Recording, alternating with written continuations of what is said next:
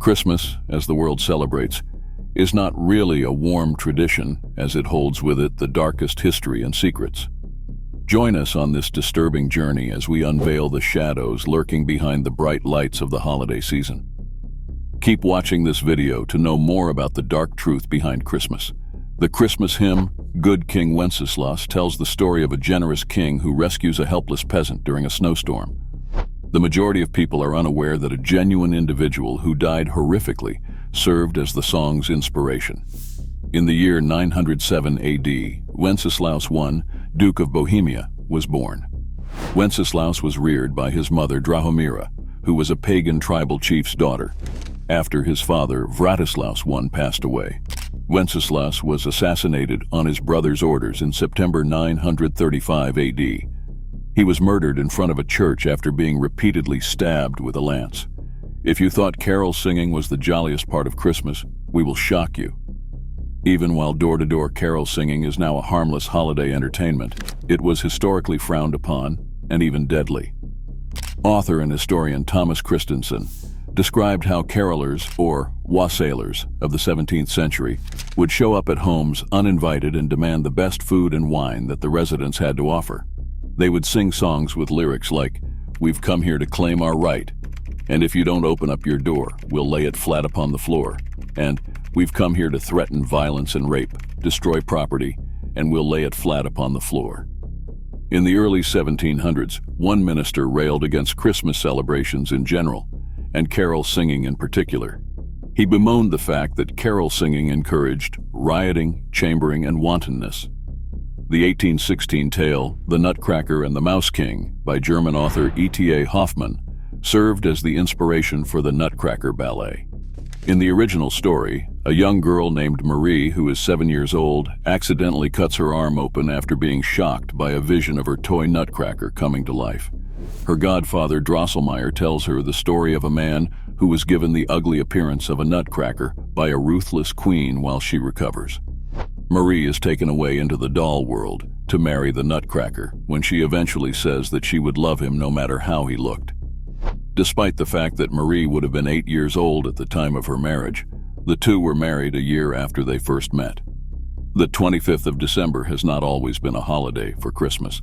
Only after Jesus' death, more than 300 years later, was that birth date formally established by Pope Julius I. Prior to that, at least 3 distinct dates, March 29, January 6th, and possibly in June, were used to commemorate Christ's birth. The winter solstice and the Roman celebration of Saturnalia both fall on December 25th. Unrestricted drinking and the role reversal of slaves and their masters were part of this ancient event. Schools were shuttered, lawbreakers were free to roam, and the wealthy were urged to offer gifts to the needy to stave off robberies. Pagan celebrations and Christian control engaged in a deadly conflict, and by the Middle Ages, Christmas had almost entirely replaced the old pagan holidays. Yule logs used to be actual logs that were burned on a fire, despite the fact that we now think of them as delectable Christmas cakes.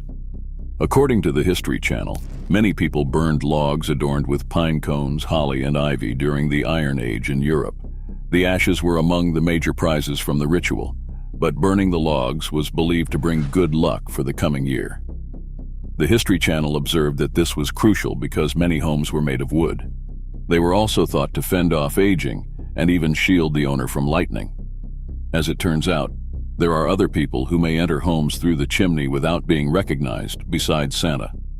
Numerous European folklore tales depict supernatural beings entering homes through chimneys, both in a beneficial and evil manner. The brownie is a friendly household spirit that enters and leaves homes at night through the chimney, according to Scottish and English folklore. Witches were believed to enter homes through chimneys throughout the Middle Ages, while in 19th century Pennsylvania, Pelznickel or Belsnickel crept down chimneys to reward good children with oranges and punish bad ones with a whip. Goblins known as Calicanceroi were known to enter homes through the chimney and terrorize the families within. Mistletoe has some darker beginnings, despite the fact that we now think of it as a plant to be kissed under. Because the Druids regarded it as a kind gesture, religious authorities in England forbade it. Nevertheless, York Minster Church in the UK later started hosting a unique mistletoe service every winter. During the service, local criminals might attend, bring a sprig of mistletoe, and receive forgiveness for their transgressions. They would allegedly proclaim public and universal liberty, pardon and freedom of all sorts of inferior and wicked people at the minister gates and the gates of the city towards the four quarters of heaven. Even now, some churches still decorate their altars with mistletoe throughout the holidays. The Peanuts gang's antics in the 1965 movie A Charlie Brown Christmas were initially intended to be a Coke commercial, despite being less ominous and more unexpected. Title slides in the original movie informed spectators that Coca-Cola was the program's sponsor. References to Coke were subtly removed from the show by CBS in response to shifting opinions about product placement over time.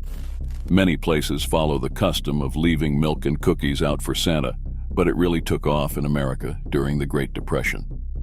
The History Channel claims that during that time of financial distress, parents urged kids to leave cookies out for Santa to demonstrate the importance of being grateful for what you have and the notion that giving is equally as rewarding as receiving.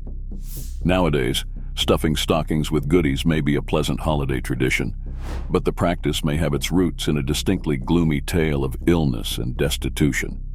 According to Donald E. Dossey's book, Holiday Folklore, Phobias and Fun, the legend is connected to a tale of a 4th-century bishop who overheard an elderly man lamenting the fact that he did not have enough money to provide his 3 daughters with a dowry.